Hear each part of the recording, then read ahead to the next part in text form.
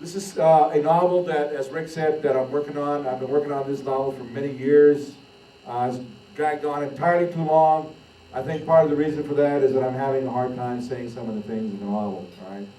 But here is the character, the main character of the novel. He's traveling. Like so many veterans, he can't stay in one place very long. He has to get on the road, so he gets in his car and he just drives. All right? So here he is, he's traveling. And he's reminiscing and he's thinking. He's thinking about some important things. And he says to himself, it's true. In love forever, for eternity. He proved his love in marriage, eternal marriage to the same woman. That was his intent. But his love had lacked faith and hope, even his love for women. In the end, he was incapable of marriage, incapable of the right kind of love. It was not to be. It could not be. But still he loves and hopes for love return. The war had been for love. The war had been for love, and thus a cure for loneliness. True friendship and loyal comradeship. True friendship and loyal comradeship, now and forever, never ending. No betrayals. No betrayals among true fighting men, but only among true fighting men. That kind of trust is better than love. That is the one truth about war and why so many men love it. The day is long, and by the afternoon he is tired, and the war wound begins to throb. The country of the West Texas plains lies stark and endless. High mesas and ridges and top knots of buttes line the horizon. How clear it is here, how far one can see, but how deceptive. What looks close is not. What is clear is not. It cannot be. It is only the distance that creates the illusion of clarity. All that looks real remains far away and unattainable. The vistas are clear because the land is still full of desire. The hope is to remain untamed, but it cannot be. Up ahead in some pastures, the ranchers are burning scrub, trying to make the grass come back, the green grass, all eaten long ago by the surfeit of sheep and cattle. The smoke from the burn rises in a long line on the horizon, like the smoke of an artillery bombardment. He goes into the great cloud of smoke. On the other side, the air is cleaner, but somehow things are still hazy. The ground is black where the creosote, the dry cheatgrass, and the rabbit brush have burned. The smoke lingers in the air. The smell of fire is in his nostrils. The sharp odor steers his consciousness. He comes alert to the journey. He doesn't want to search anymore, but he's looking anyway. Through the last faint haze of the smoke, he sees it vaguely from a distance. He looks hard, but cannot make out what it is. Something moving. It takes him a long time to close the distance to the undulating movement.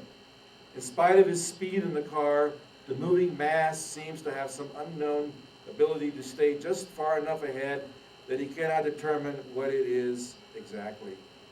But then so quickly that he is surprised and suddenly afraid, he is in the midst of the thing. The fear recedes when he sees what it is, even if he has no right to so abruptly intrude. The long double column on both sides of the highway stretches into the distance. The olive drab uniforms and the yellowish leggings the men wear blend into the landscape. How fast they move, even if they are heavily laden. He sees one man carrying a light 50 over his shoulder. The ammo belts with the cloth-linked rounds are crisscrossed on his chest. The assistant gunner carries the tripod for the gun, the two front legs sticking out in front of him, and the man holds them, one steel pod in each hand. Other men shift the weight of rifles and packs and turn around and look at him. They push back the camouflage netted steel helmets on their heads and grin and smile. They are not surprised, not angry with him for coming upon them this way so suddenly. But how young they look, how strong, how full of life. Their faces are sweaty, tired, and unshaven, but the men are full of joy, purpose, and certainty. How fast and easy they move. They eat up the ground with their strides. So here the World War II Army appears to the Vietnam vet, all right, on his endless, Vietnam vet on his endless journey. It's a whole regiment marching in route step. They are going somewhere and no one could stop them. No enemy, no German. They are the 23rd Regiment and they wear the Indian warrior shoulder patch of the 2nd Infantry Division. He is passing now through the ranks of I Company, 3rd Battalion. One man looks familiar, but he won't turn around and look and smile like the others.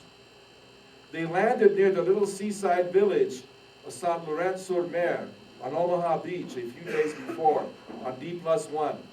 Their first night on land, the night of 7 June, they occupied the bunkers left by the previous occupants. Good bunkers, solidly built. Who dug them? Who built them so well? What's that outfit? The 916th Grenadier Regiment of the 352nd Division. Never heard of them. Of course not, it's a German outfit.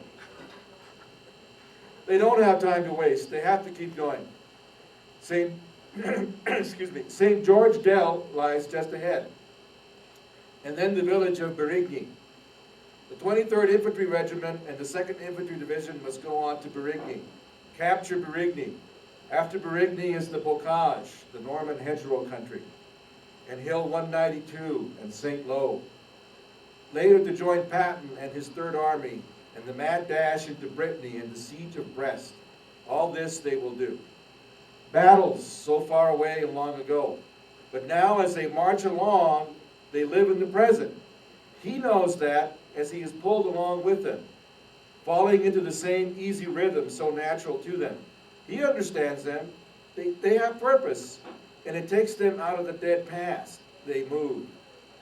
But then the 2 columns of infantry make a sharp turn and head off cross country. They leave him.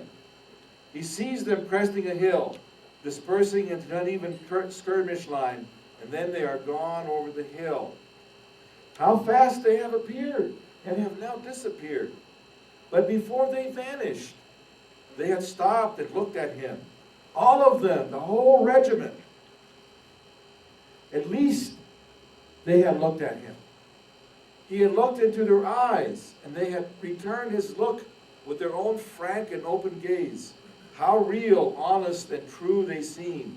So kind and patient with him, as only men who are determined and sure of themselves can be.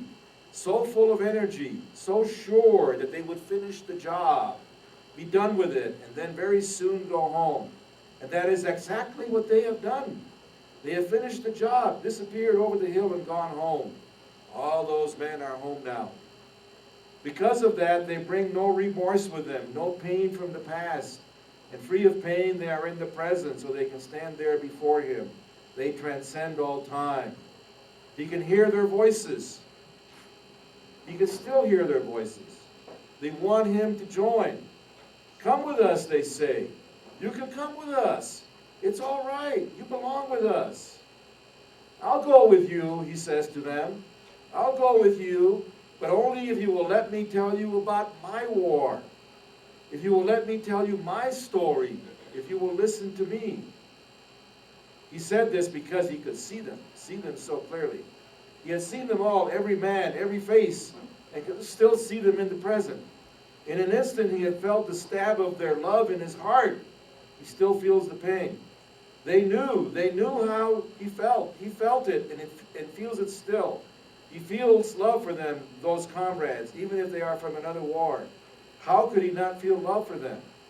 Yes, they had said to him, you can tell us everything. He could have gone and stayed with them.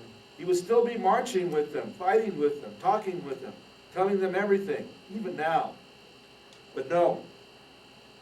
A few minutes ago, he had said to them, no, I can't. I have to go back. I need to go back to my own war. They looked at him and nodded their heads.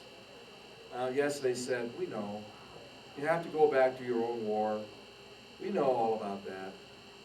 They understood him perfectly, understood everything about him. They looked at him sadly, tenderly, knowing what it means, knowing what he will suffer.